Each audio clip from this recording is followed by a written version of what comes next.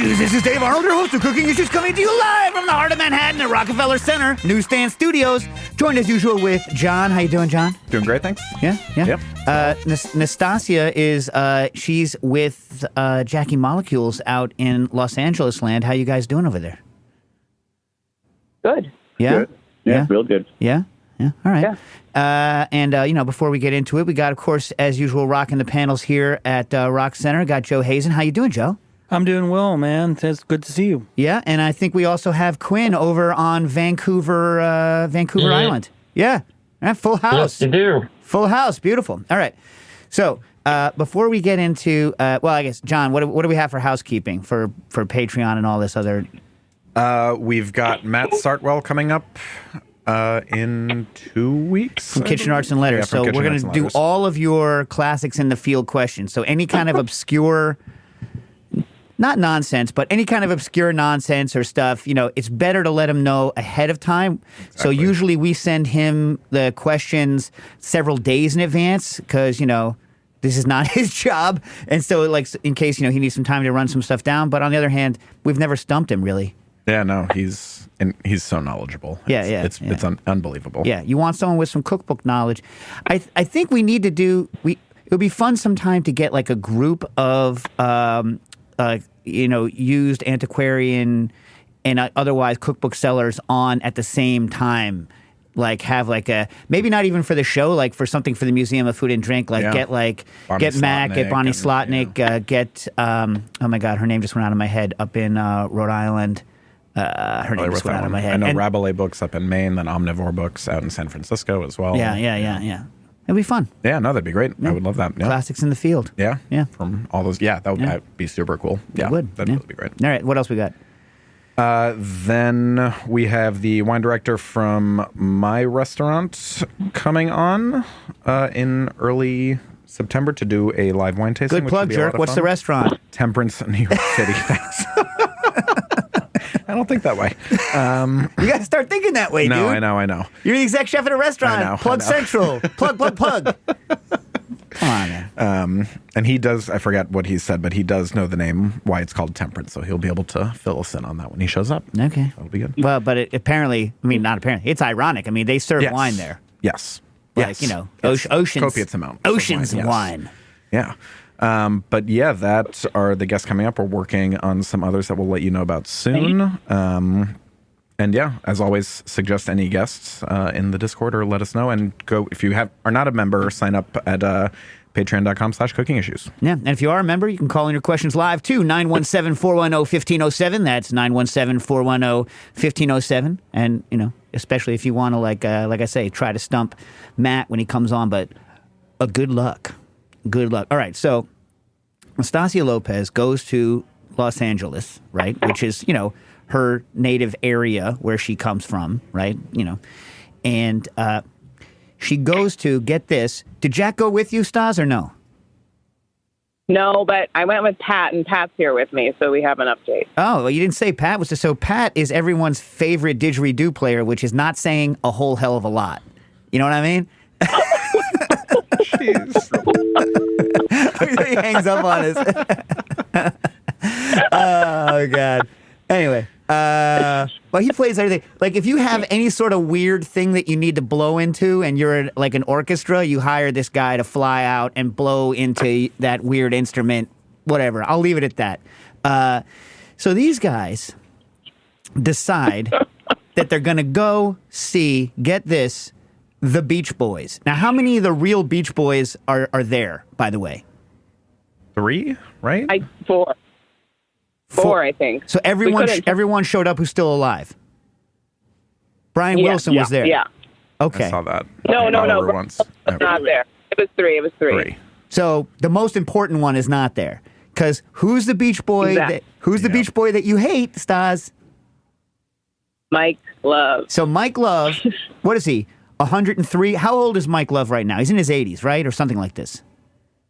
81. Okay. We're fine. I'm not trying to be ageist, but I don't want to hear an 81-year-old singing about little surfer girls and waiting to see, wouldn't it be nice if he was older?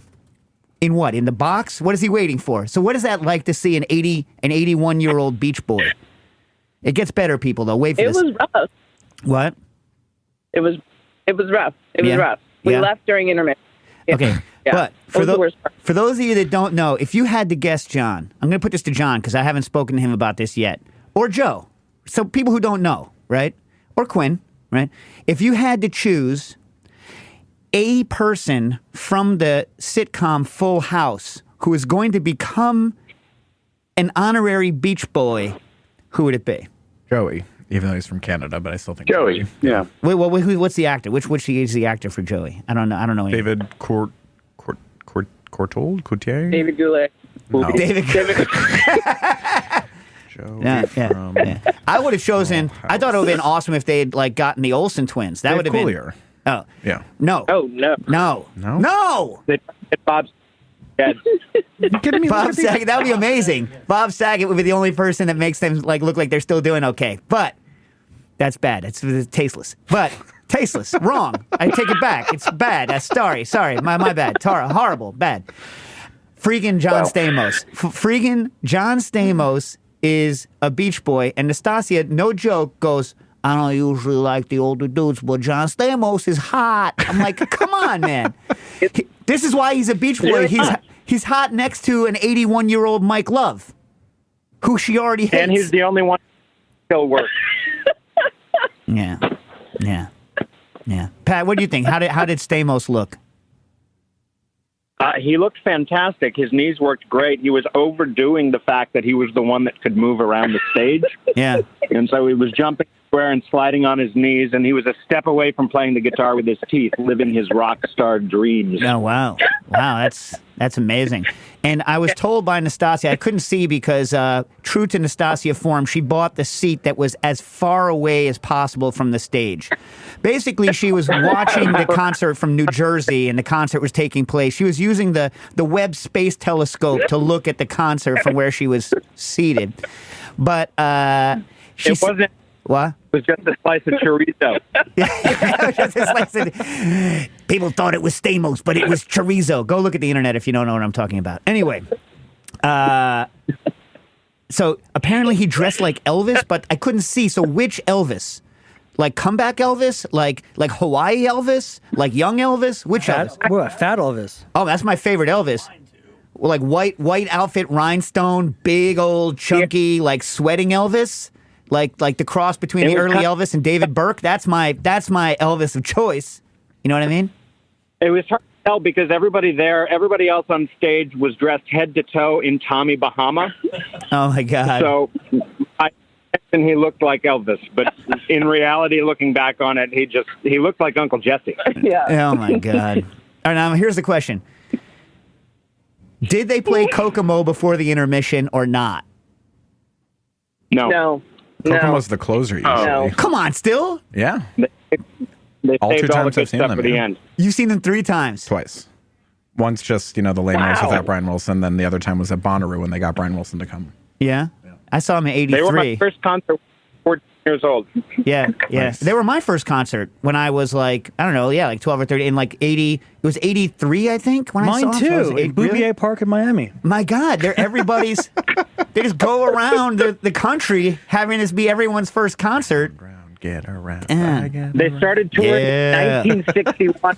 This their 50th anniversary tour, even though that was 61 years ago. I think they're too old to do math, or they're just using last year's slideshow. Yeah. Why work when you can be lazy? Yeah. But were they focusing on more of the good stuff, or was there? Not the Deuce Coupe. There's nothing wrong with Deuce Coupe and all of that, like garbage. But it's not that it's garbage. It's fine, but you know what I mean. It's like Wilson hadn't found his musical voice yet, really, right? So like, what were they focusing on? Like all of that stuff. Since Wilson wasn't there, I'm sure it was very Cars heavy, right? Very like my cars, my surfing, my girls. Yeah. Yes, it was all surfer cars in the beginning. I think that's why we left. And then Sugar Ray came out and played, and that was terrible. No. Wait, Sugar Ray, like Yeah. there's a tiny chunk of chicken hanging from my girlfriend's 4-post bed or whatever that lyric was that I can never remember. That guy? The guy who Yeah. ended up in Sharknado and was amazing in Sharknado? That guy? Yes. Yeah. Did he have Yeah. any other song other than that 4-post bed song? Yes. Okay. I can't remember what it was. Okay. And apparently What? across the street Hollywood Bowl, all the cool kids were seeing this other concert, and including my sister, and we weren't invited to that. So we were at the old folks. I don't know if you know this, but 20 I don't know if you know this. You're not invited to concerts. You do this thing called buy a ticket, and you go. I wasn't invited. Why didn't you get to see Rage Against the Machine with Run the Jewels? Oh, I wasn't invited. You didn't buy a ticket. You bought a ticket to the wrong concert. Anyway. Yeah, I guess so. I mean, like, well, Pat, how many years ago was the concert you saw, the first one? Not that you want to... 94. 94. All right. So they could still do their stuff back then. Yeah. All right. So but you know, the same YouTube videos as their visual element this time around that they were using back then. It looked like screensavers from home. Yeah. It was the Windows 95 screensaver was one of their videos. Yeah, nice. And so at that time, were you already a musical kid at the time? Were you like, I need to get a theremin? Was that you back then? Is that how you spoke back then? And they were my major influences, which is why I'm so successful now. Yeah. Listen, so let me just make a recommendation. I think this should be the last concert you ever go to. I think that's it. You bookend, you're done. Mm-hmm. You can't go to any more concerts. Frank, having survived the experience, I never want to go to another concert again. Oh, God. Yeah. All right. I used to actually listen to the Beach Boys all the time. I think they were a great act. You know what Nastasia likes that I don't? It's not that I hate the whole album, but like I had to listen to their Christmas album a lot growing up, and man, that grates after a while. Yeah, I believe that. I mean, Little Saint Nick is a great song. Oh, God, that whole album. That real Santa Claus song. Oh my God, the real Santa. I wanna meet Santa Claus, the real Santa. Oh my God. I hope she thinks that's Santa Claus. Okay. Oh my God. It's like, it's triggering for me. I don't know. All right. Okay. By the way, longtime listener from Alberta, Canada, Warren Johnston came live, didn't send me, showed up at Tales of the Cocktail New Orleans, which is where I was a couple weeks ago. I didn't get to talk about it last week because we had a guest. Brings me the Canadian version. Now, I know Stas, whatever, the Canadian version of Cheetos. By the way, we should start this off. We should go around. Are you guys a crunchy Cheeto crew or a puffy Cheeto crew? Crunchy. Crunchy. Any puffs out? Crunchy. Any puffs? I like the puffs. Oh, contrarian, or you actually would prefer the puff? I prefer the puffs. Yeah, oh, okay. I like what it does. It's just a better residue on your hands.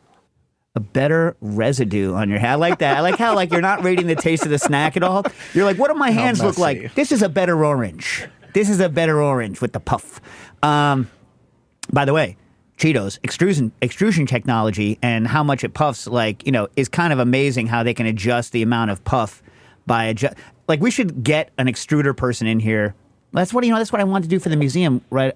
When we did the original concept for the cereal exhibit, I wanted a flaker, which apparently it's easier now to get one, making flake cereal, an extruder, and the puffing gun. But we only ever got the puffing gun. But how amazing would that be to have all those technologies? That'd been pretty cool. Yeah. The guy who wrote the book on breakfast cereal, literally his name is Be Fast. And apparently Catherine from the museum spoke to him. Jerk. Remember that? Yeah. Yeah, Jerk. Be Fast, who you'd think would be the coolest guy on earth. He grows up with the name Be Fast and writes the book on technical expertise for breakfast cereals. And then Catherine calls him up to ask him stuff for the museum. He's like, get out of here, kid. You know what I mean? Jerk. Unfortunate. That's like when you go the first time in Stas. I think you went to a toy convention and everyone is a curmudgeonly old butthead. Remember that? Was it you that went? Yeah. Yeah, they're just bad people. Not bad people, but they're not some sort of Willy Wonka or toy. There's not toys and children. You know what I mean? It's the toys. You know what I mean? Yeah. Nah, not cool. Same with this guy. Anywho, someone else that we spoke to who was the puffing gun expert of the world, right? Who was a nice guy, I forget his name.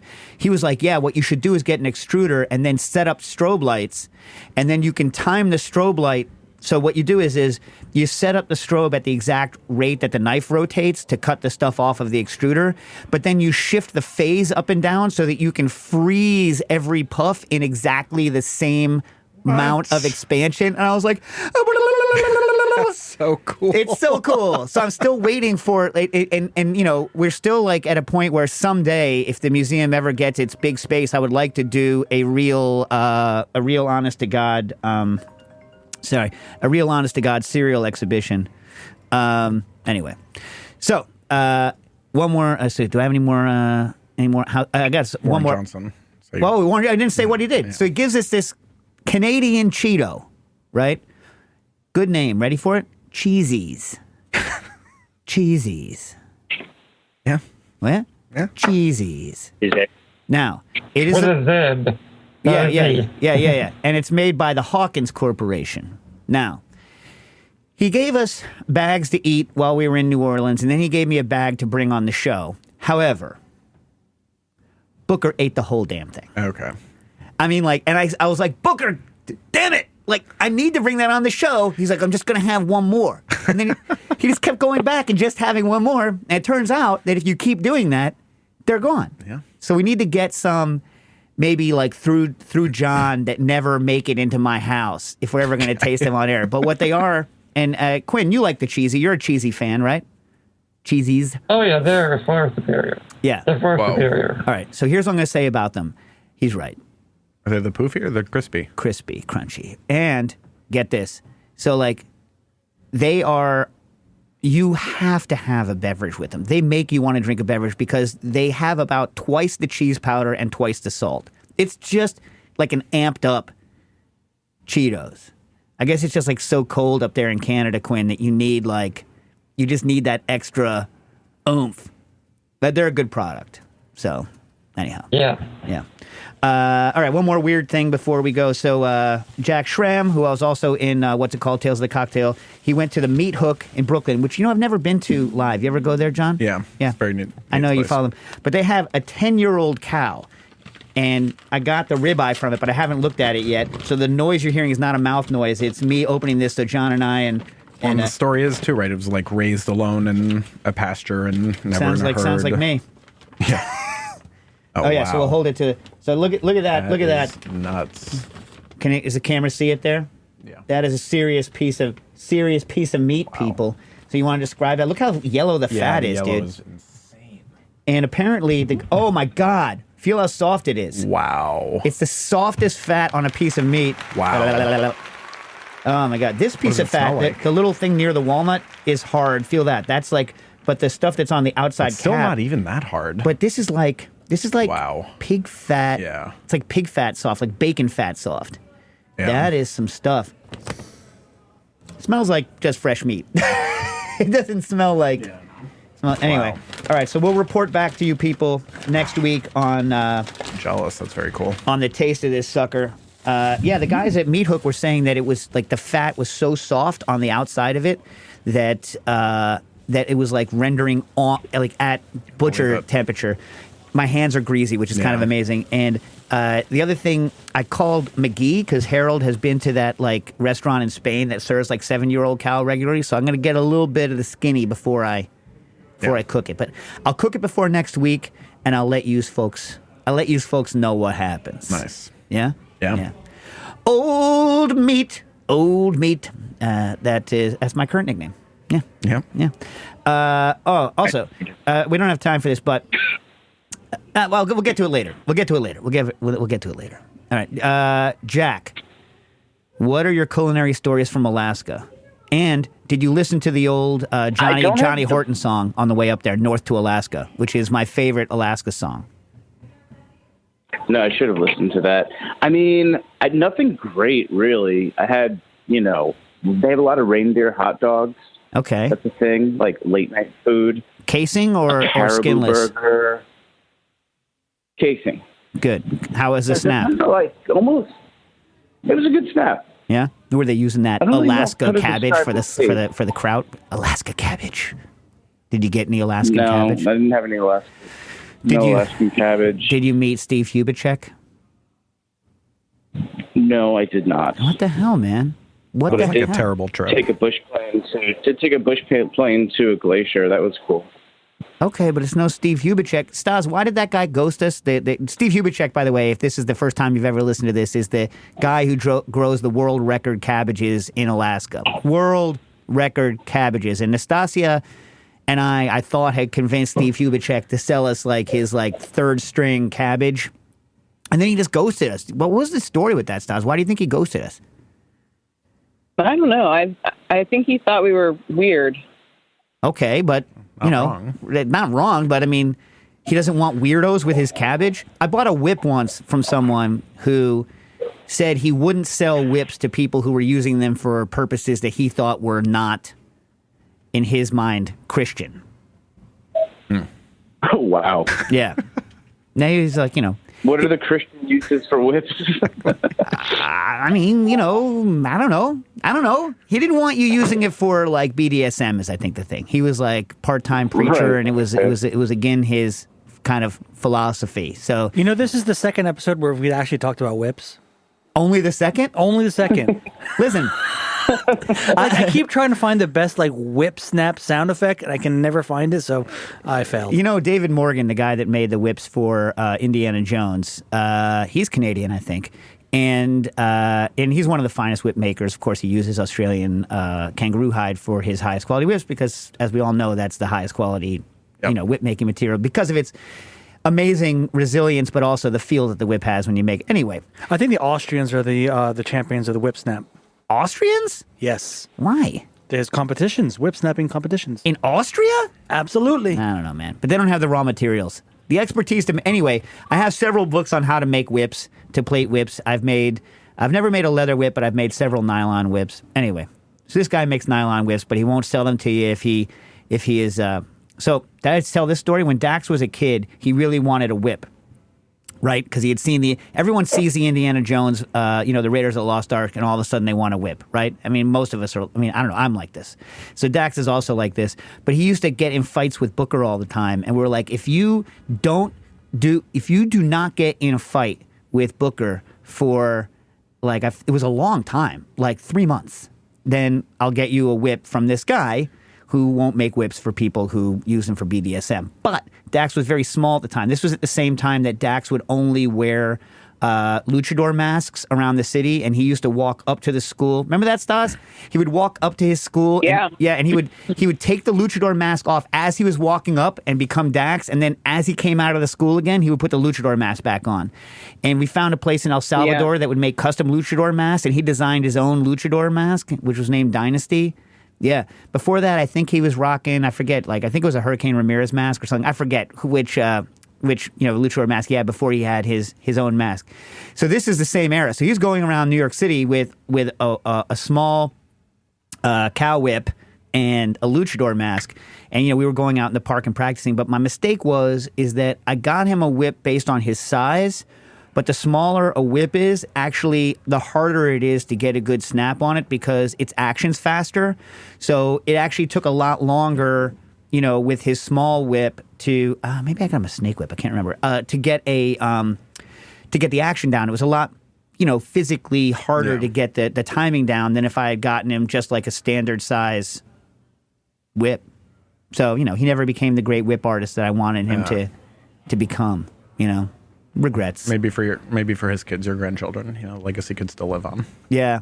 No. Yeah. I'm sure my wife would love that if I started. What the hell are you doing with the grandkids? If I should be so lucky. Yeah. If I should be so lucky. All right. Christopher Hyde wrote in, hey, can you say a little bit more about how you built a base for that Salad Master? So the Salad Master is the hand crank food slicing machine that I use that uses these kind of conical things. And I'm still loving it. If you look up Salad Master, right, and people using it, it's all people trying to sell it to you, right, because they cost too much, whatever.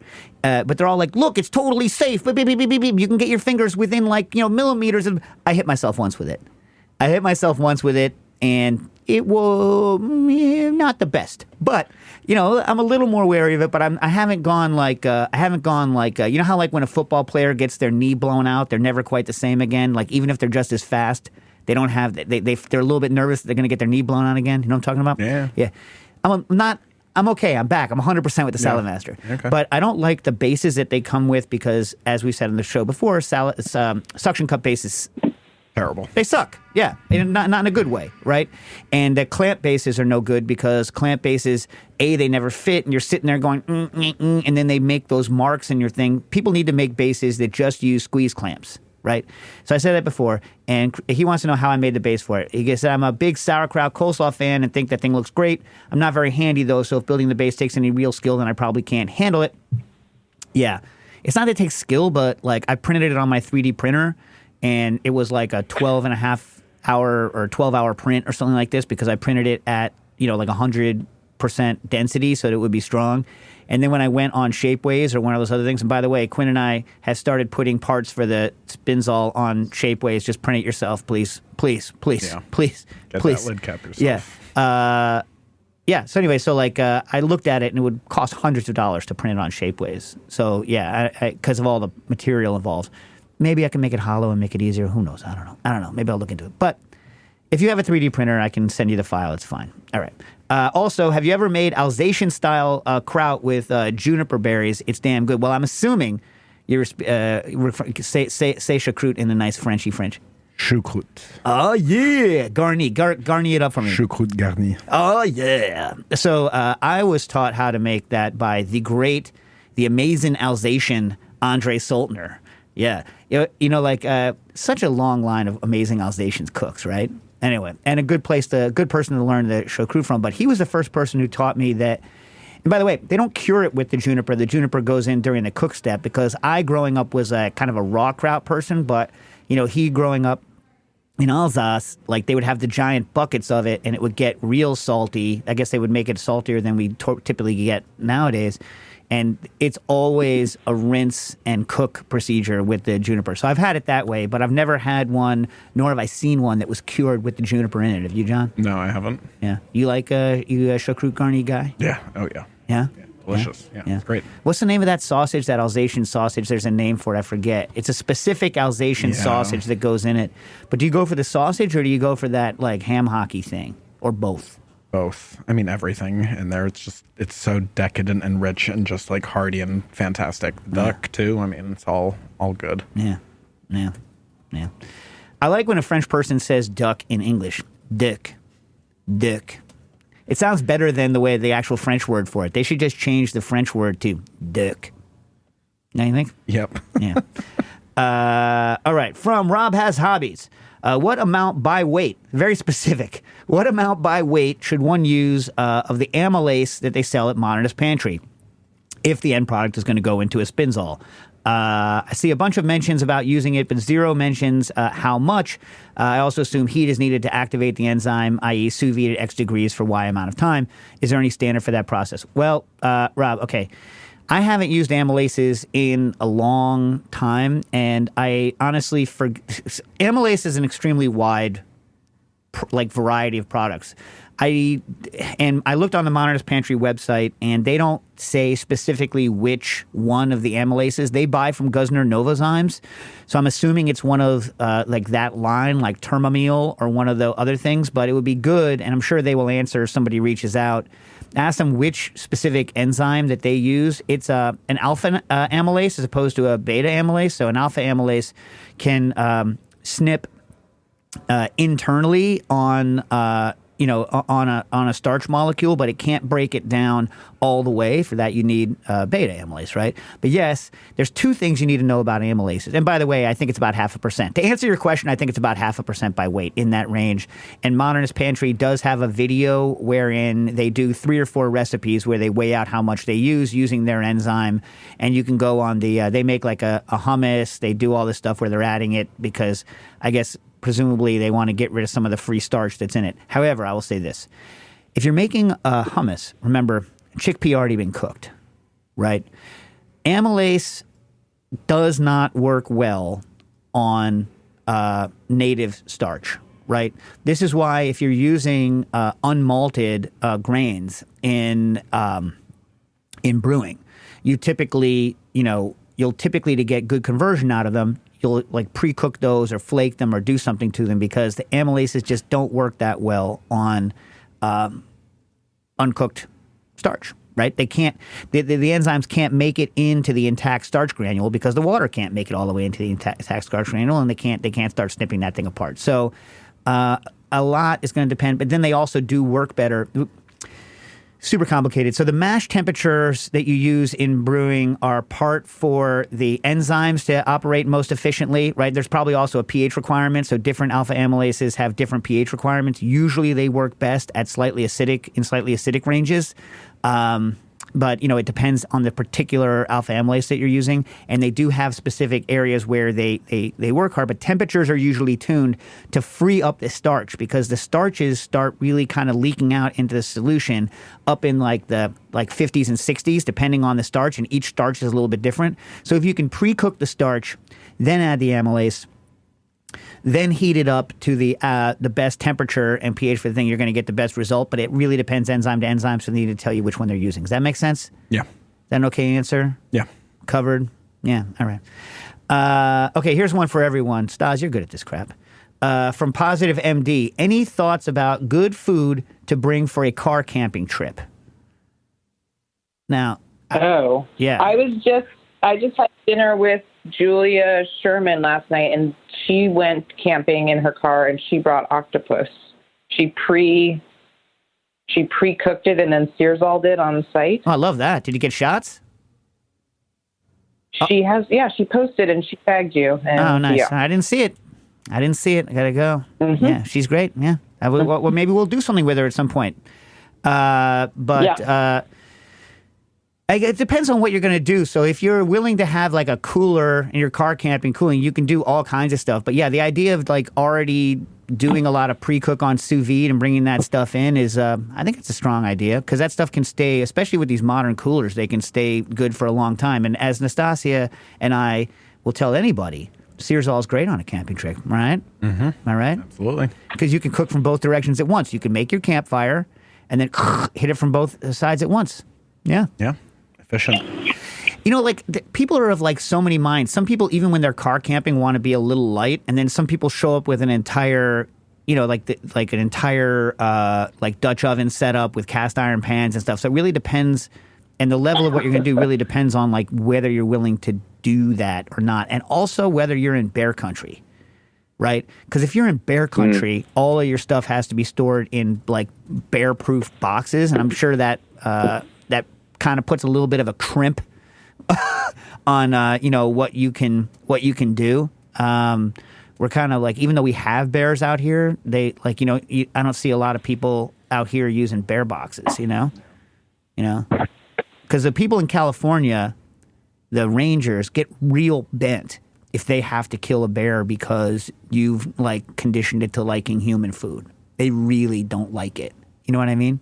I don't know. I feel like we don't have a good answer. What else you got, Stas? You got any ideas? What do you like when you're out? Tinned fish? Ooh, fish. Yeah, I like how you're old school. We're going to go out. We're going to pitch the tent. We're going to fish for our dinner. And if we don't, we have to eat garbage. If we don't catch fish, if we don't deserve anything, go forage for berries, you jerk. You didn't catch a fish. I'm saying tinned fish. Tinned fish. I like the, I guess we're not eating at all. Yeah. You're a poor survival candidate. Yeah. See, I do like backcountry camping, and I always am stuck with that kind of, well, it's not that crappy, but whatever, the dehydrated food that you have to cook on the little mini stove because, you have to keep things really light. So I've never had very good food on those trips. Which brand do you use? I have a bunch of Terror supplies that are good for 25 years, like the freeze-dried, what's the name of it? Mountain House. You tried that one? Oh, yeah, I've had that, yep. And how does it actually taste when you eat it? Not bad. Not bad. It's a dream of mine to do the Appalachian Trail. I never will because I have too many obligations. Mine too. Really? Yeah. Yeah, nice. Bring Spam. Well, it's so heavy though. Bring Mountain House and then have resupplies. The thing is, people carry too much stuff, right? Everyone, if you want to apparently have you read all the websites, Joe? I've read all the websites. I did a lot of research on them in my 20s, 20 something years ago. Okay, there are websites now. It's kind of amazing where what they do is they talk to people who start, they figure out how many people finish, And they ask them things like, what water filters did you bring? What shoes did you wear at the beginning and the end? So like a huge bunch of people start out with like Moab, Merrell Moab hiking boots. And then 99% of them end up with trail sneakers by the end, Ultra Lone Peaks, which is what I'm wearing right now because I follow their advice. If you can walk, thousands of miles in a pair of sneakers and it's fine and it's lightweight, like why would I not follow that advice? That's good advice. Yeah. You know what I mean? So people like end up bringing a bunch of stuff. Like the classic one that people are like, I'm going to bring a solar charger on the Appalachian Trail. They all get thrown out because you're under trees so much. This doesn't work. Yeah. Oh, yeah. Yeah, it doesn't work. You know what the problem I'm worried about is I like, Nastasia, I don't care about my physical, I'm not physically worried about anything, but I can't do heights. You know what I'm saying? Yeah. So like, No, we hiked for like 13 miles. Remember that? Yeah. Well, the Redwoods. And remember, we had to go do a party that night, and we were almost late for the party because we're like, we're gonna do one more trail. And then we were too cheap. We were too cheap to pay for parking. Remember, we had to sign on online and pay for parking. We're like, no. So Stas and I drive like 3 miles out of the way to like a remote place like near the coast and hiked through the scrub all the way over to the parking lot that we were unwilling to pay for in advance, and then hiked all those trails and back. But I can't do heights. That's why, I'd love to do the Pacific Trail, which apparently is physically a lot less demanding than the Appalachian Trail. I mean, crazier elevations and crazier stuff. But I don't think a person who's afraid of heights can do the Pacific Trail. I don't think I would survive. You would have to knock me out and carry me over certain parts of it. You know what I'm saying? Yeah. Doesn't sound like fun. No. But I hear there's also a couple places along the Appalachian Trail. It's not like I'm ever going to get to do it. When am I ever going to get to do it?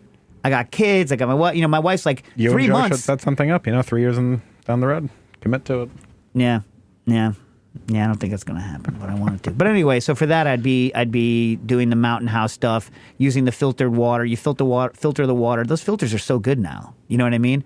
So there's no reason to carry that much water as long as you have a decent filter. That's my impression. Because that's a lot of weight. Every gallon of water is 8 pounds. You know what I mean? Yeah. It's no joke. No. Yeah. What would be cool is what if you did a show where you tried to do the best cooking possible along the Appalachian Trail, or people bring you stuff and you cook it along the Appalachian Trail and you're just so freaking tired and bent because you need something like 8,000 calories, something stupid. You have some stupid caloric requirement when you're doing the Appalachian Trail. Yeah. And everybody gets pencil arms and tree trunk legs. Yeah, tree trunk legs and pencil arms, which is kind of amazing. Yeah. That's the look.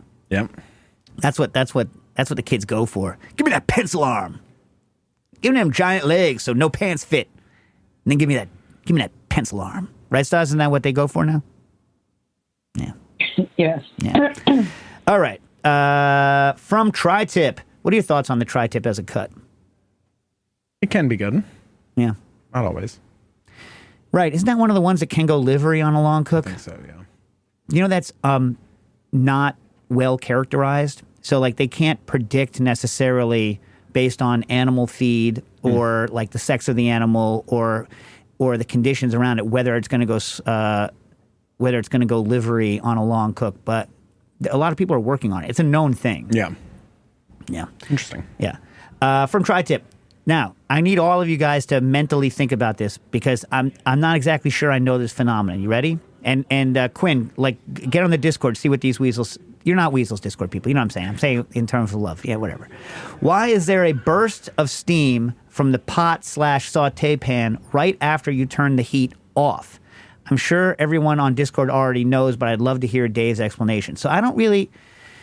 I was thinking about this. The only reason you would get a burst of steam right when you turn something off is if you stop agitating it. And if you stop agitating it, you'll get a local large bubble that will then go kaproof, right? As opposed to releasing gently when you're still agitating something. But I'm not exactly sure that I understand the phenomenon you're talking about. You know, John?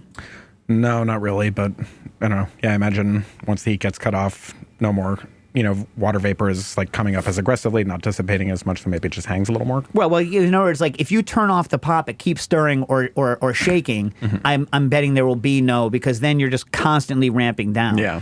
But it's amazing how much dissipation of water vapor you get when you're moving something versus letting it go. That's like we've all accidentally walked away from a pot of sauce and had it, and had it come to a boil when we weren't there and go Everywhere. boom, magma everywhere. You know what I mean?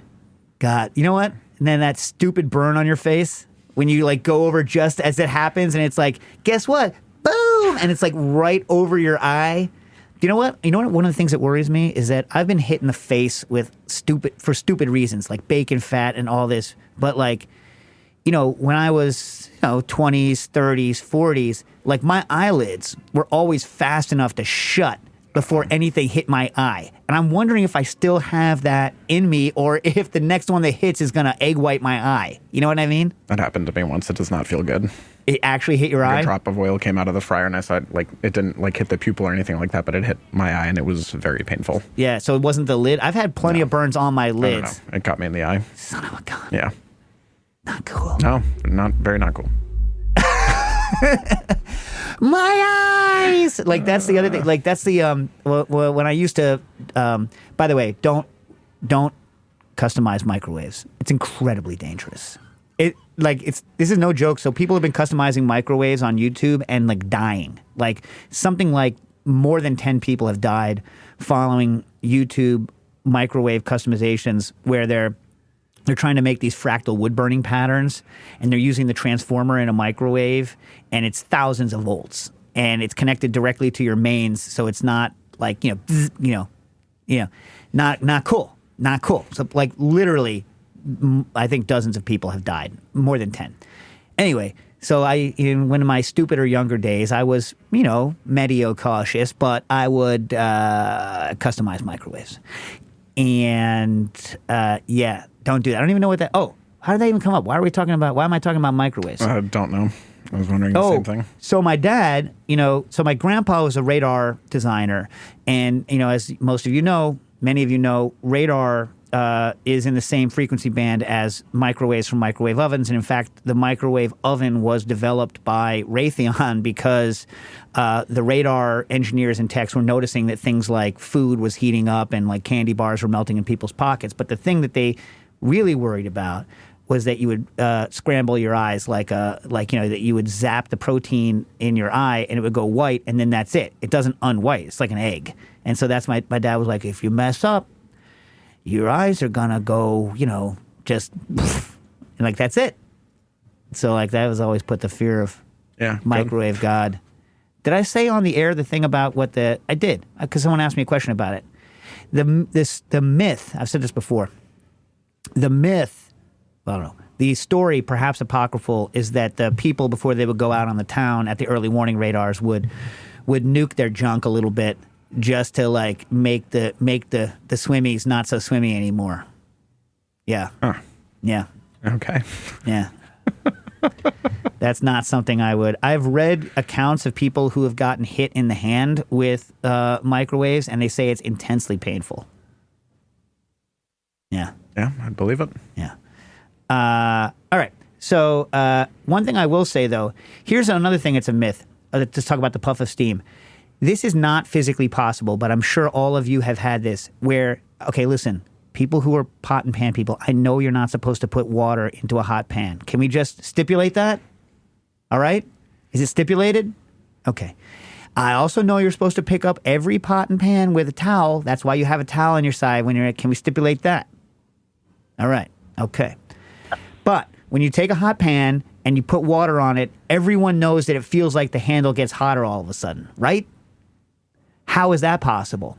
I think it's because steam forms and hot vape, because you're holding the pan down.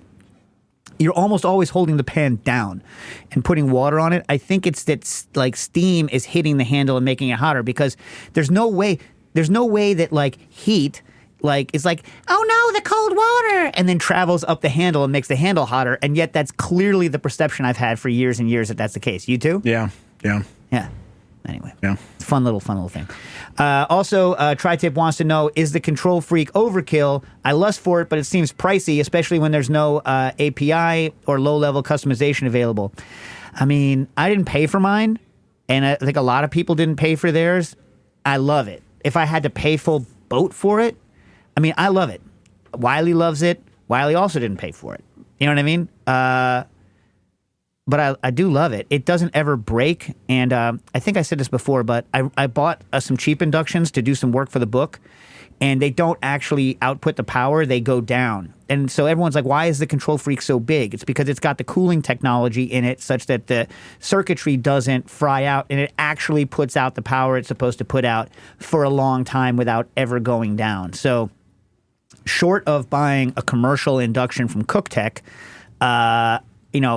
they're pretty good. I mean, like, it really depends. Do you need that level of reliability? If I was going to use it professionally, for sure, I would get that. You know what I mean? Is it overkill at home? I don't know how much money you have. You know what I mean? It's like, is it a luxury? Yeah. Is it good? Yes. Is that fair, John? Yeah. All right. Okay. Stas, apparently Ben Summerfield wants you to put some earmuffs on because it's a carbonation question. Your muffs on? Yeah. Yep. All right.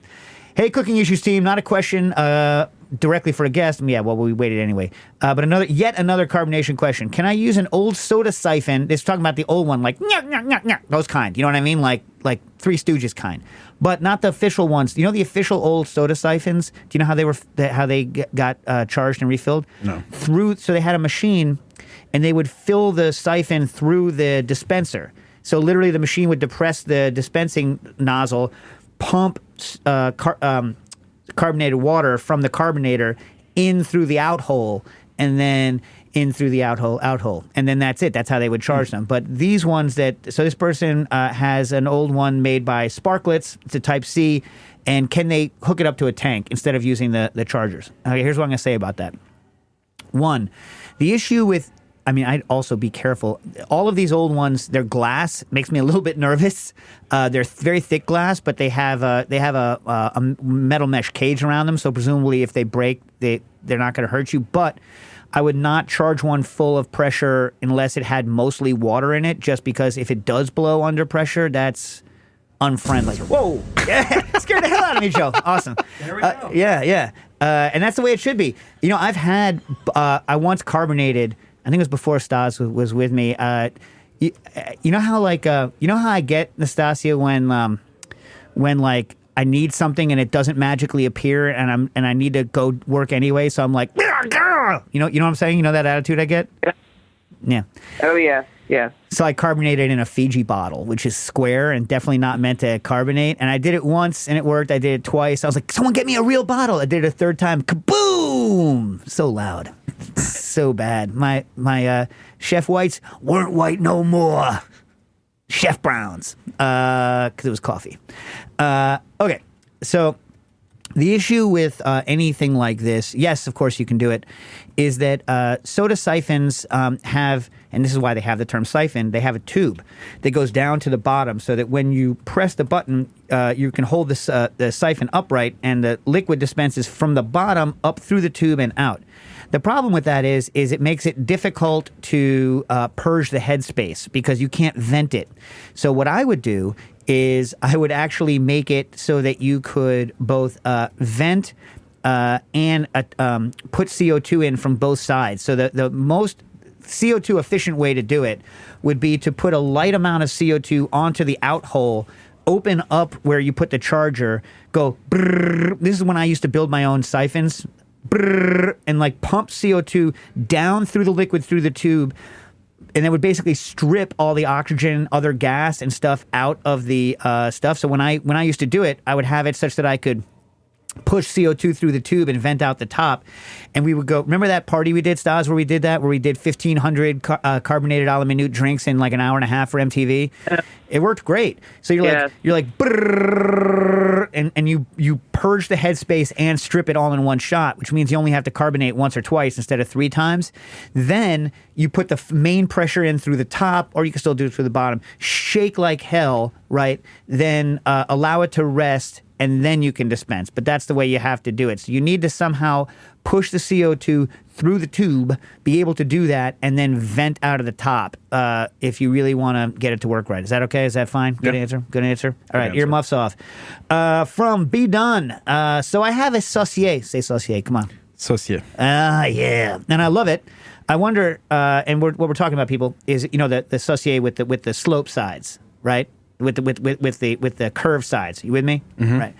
I wonder why aren't all saucepans made with sloping or curved sides? I can't really think of an advantage of straight sides. Braises are the advantage for the straight sides. So if you're doing a braise and you don't want to use a big pot, sometimes it's more effective to get a wide thing, put it low, and then have stuff that can extend all the way to the edge. But other than that, if you're doing any actual reduction or any tossing, then you need the slope sides, right? Would you agree, would you agree with that? Yeah.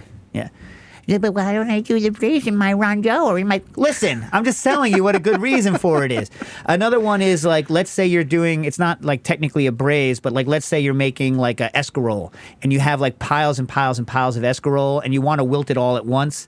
Well, there's just a lot more capacity in a straight-sided guy than there is in a sloping-sided one. So, I used to make escarole so often. I love escarole. Great. Yeah. Beans and, like, sausage and garlic. That's what growing up. That was one of my mom's go-to weekday, like wintertime things. The escarole with the sausage and beans. It's delicious. Yeah, and even just using canned ingredients and like, easy, easy, good. Yeah. The only pain is washing that escarole. Yeah, dirty. Yeah, real dirty. It also took me a while to realize that my mom like lightly chopped it, so all my escarole was in long pieces, which I kind of liked. I got used to it, but now I chop it a little bit. Not crazy. Yeah. Manageable sizes. Yeah. What kind of beans would you do? Like a fava bean or? My mom always did the cannellini growing up, but now I put all kind of different, beans in. But those heirloom beans you like? Oh, I like those heirloom beans. I've never made beans from dry to do the escarole. I mean, they're kind of a perfect application of canned beans. Yeah. Because I'm adding so much other flavor to it anyway. My mom, for the sausage, would typically use... my mom would kind of Americanize it, so she'd use like half bacon, half pepperoni. It's kind of an American take on it. Yeah. Real good, though. Speaking of pepperoni, I found some amazing pepperoni over this weekend. It's from where is it? It's the Brooklyn Larder up on Flatbush. Has a pepperoni with sour cherries. Ah. Delicious. Like, so how much... So the interesting thing about putting that kind of inclusion is that you have to get the moisture level of the fruit in line with the moisture level of the meat. You know what? Funny, I was looking at the exact same thing, like the strata of the pepperoni, and everything looked exactly the same moisture. I like that. Moisture management. Delicious. Moisture management. All right. Well, I would like to try that. Okay. Jack Rieger wrote in, what are the best practices on rapid chilling sous vide leftovers in a home setting? Well, chef, how many hours do you have to get it cool? I still need to do my serve safe. Jeeves Louise. Anyway, the question really isn't, look, so like most of the time I'll finish the question. Do I have to start the process immediately after finishing a product, or can I wait at room temperature a while I eat dinner, like 30 minutes, and then can I chill it later? Wondering about times, temperatures, and preferred equipment, if any. And then you have a question on Beano. Listen, have I perfected the Beano technique? I'm not sure, but I got a lot to say about rootin' tootin' beans and like gas. I said a little bit on the air a couple of weeks ago. Oh yeah, but I can't say too much because I'm supposedly supposed to write something for Serious Eats. So we're going to get Daniel Gritzer on pretty soon, right? Nice. Yeah. We could talk about it then. Okay, so here's the truth. You need to get the stuff cold just within, the couple-hour time limit you have to get it cold. And once you decide you're going to chill something down, you can chill it down really quickly. I used to think, when I was, first doing this stuff in, 2004 or 5, I used to think that you needed to chill stuff as rapidly as possible because why wouldn't you? But Bruno Gusseau, the granddaddy of jusqu'à-temps, which is what he calls it, like, the sous vide cooking, jusqu'à-temps, right? He, which means, the correct temperature. He hates low temperature because, he's like, the correct temperature is not always low. Jusqu'à-temps. Anyway, so as opposed to his like nemesis, Georges Pralou, who is a butcher who did the foie gras stuff, he had like very short, stubby sausage fingers, Georges Pralou. And he used, instead of jus gratin, he had like 4 or 5 different temperatures that he would use for different products and always pegged his recipes to that, which really actually is more how a chef thinks, whereas Bruno Gusseau is more about dialing individual temperatures, but it's actually more difficult for a chef to think about the exact temperature for each thing instead of having buckets to put stuff in. And that's a debate for a different time. So Bruno Gusseau said that you actually want, in the same way that you warm it slowly over time because it's a gentle, it's got a ramp, like a bell-shaped curve of the temperature. You want to chill it at the same rate while it's above about 50 degrees Celsius. And his argument was that proteins, so if it's not protein, it doesn't matter. You chill it fast. Vegetable, who cares? Chill it now.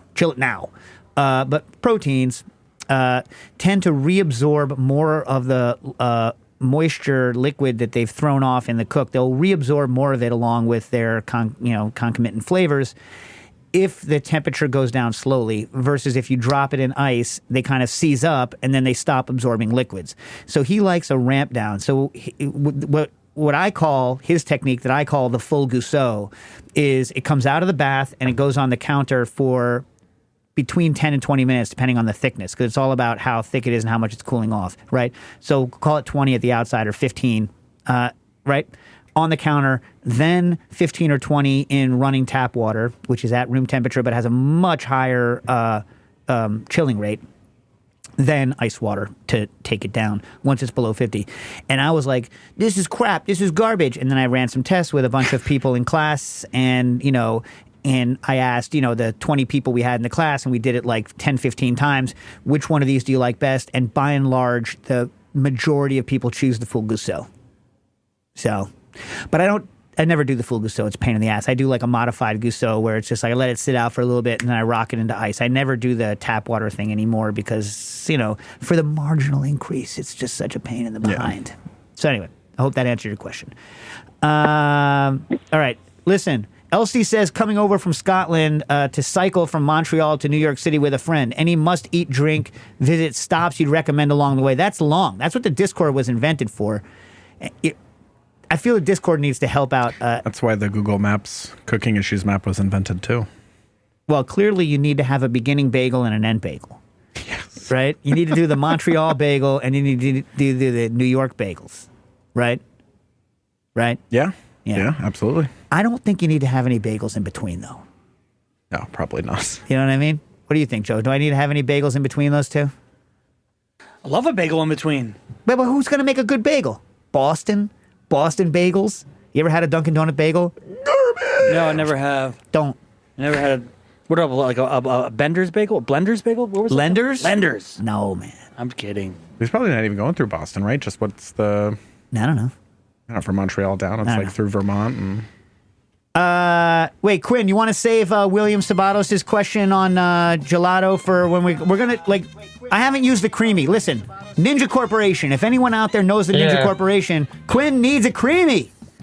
And then maybe we'll get Chris Young to talk on about the creamy too. But why wouldn't Quinn have a creamy? One of the questions here was, would you? So remember, Quinn likes to have his frozen desserts come out of his freezer at the proper texture, right? Right, Quinn? You don't like the temper. Yeah, you don't like the temper. But for this machine, you're going to have to use regular dipping temperature because it heats up so much with the blade unless you want to post temper. That's actually the problem with the Paco Jet, is that a lot of people, when they're doing high volume stuff, they have to re-put it back in the fridge. They're not actually spinning a la minute because it warms up quite a bit unless your freezers are extremely cold. So anyway, Old Dirty Bratwurst, ODB, wants to know if my allergy treatment worked permanently. So far, I'm still getting the dang shots, Old Dirty. I'm still getting the shots. I'm on my last round, but so far I'm good. I'm popping cherries like a mother. How much time do I have? One more, maybe. All right. Amelia writes in, I have a cooking issue I want to ask you about. I was making caramel with allulose, which is an isomer or an epimer of fructose, but you can't, whatever called. And a bit of milk, and when it cooled, it became firm and solid and soft at the same time, just as I wanted it, like a toffee candy. But after a few days, it became liquid fluid and lost its solid structure, just like me. Do you have any ideas why this could be? Well, allulose is quite hygroscopic, so it sucks moisture out of the air. If you kept it in a place with a lot of silica, it might do better. That's my guess. Pat, do you want to say something on the way out? We got 13 seconds. I heard somebody say something. I thought it was Pat. What? Pat left a long time ago. Pat left a long time ago. So who ago. said something? Someone said so. Was it Jack? You people. You people. All right. Cooking issues.